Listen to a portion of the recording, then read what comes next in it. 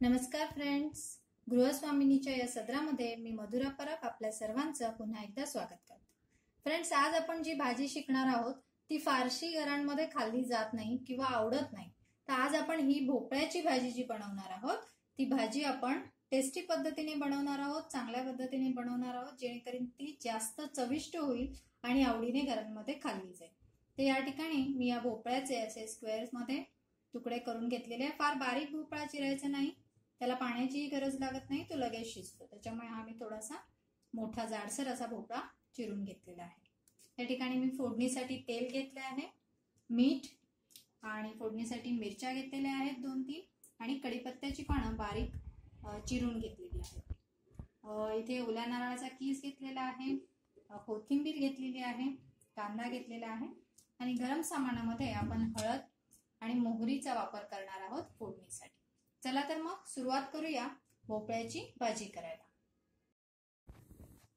या ठिकाणी आपण पॅन गरम करण्यासाठी ठेवलेला आहे, त्यामध्ये आपण फोडणीसाठी आवश्यक तेवढं तेल घालूया। साधारण हा 1/2 किलो पेक्षा जास्त भोपळा आहे, यामध्ये मी 1 मोठा चमचा तेलाचा घातलेला आहे।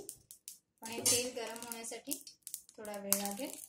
आपण यात तेल गरम होता होता मिरची आणि कढीपत्ता घालून घेणार आहोत।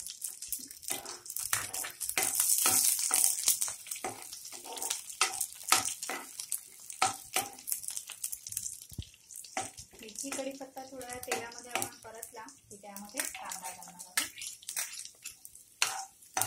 अतिशय कमी तेलात शिजणारा आणि पाण्याची गरज नसलेली अशी उत्कृष्ट अशी भाजी आहे, ती सर्व घरांमध्ये खरं तर खाल्ली गेली पाहिजे।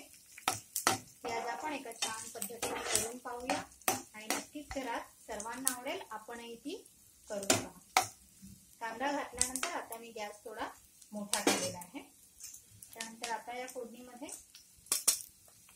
घालणार आहे साधारण 1 चमचा मोहरी आणि हळद।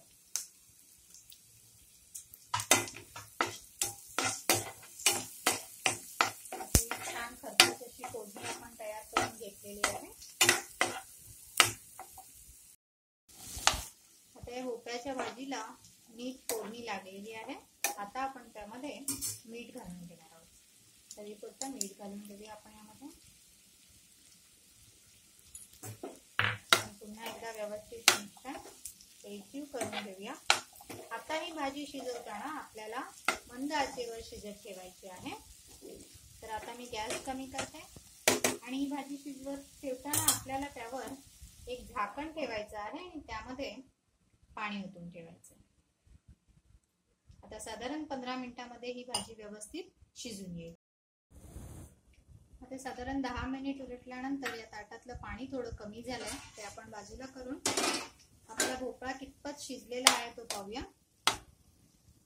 आपण यामध्ये अजिबात पाणी घातलेलं नाहीये, तरी हा भोपळा व्यवस्थित शिजतो आहे। त्यातले काही पीस फक्त आता शिजायचे बाकी आहेत। बऱ्याच अंशी हा भोपळा आता शिजलेला आहे। साधारण आता आणखी 5 मिनिट आपण पुन्हा एकदा याला झाकून ठेवूया।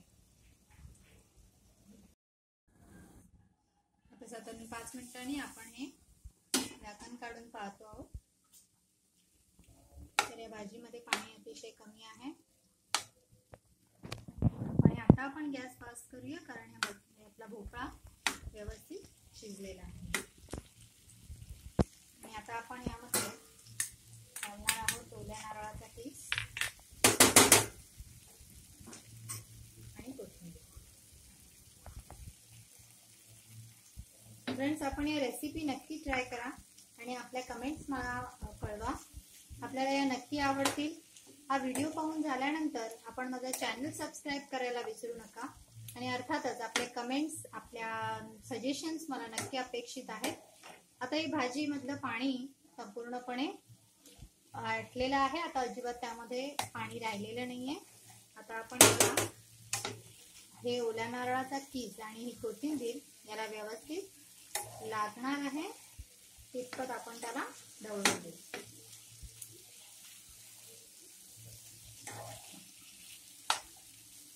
अशा प्रकारे ही आपली भोपळ्याची भाजी तयार झाली आहे। मी ती सर्व करून घेते।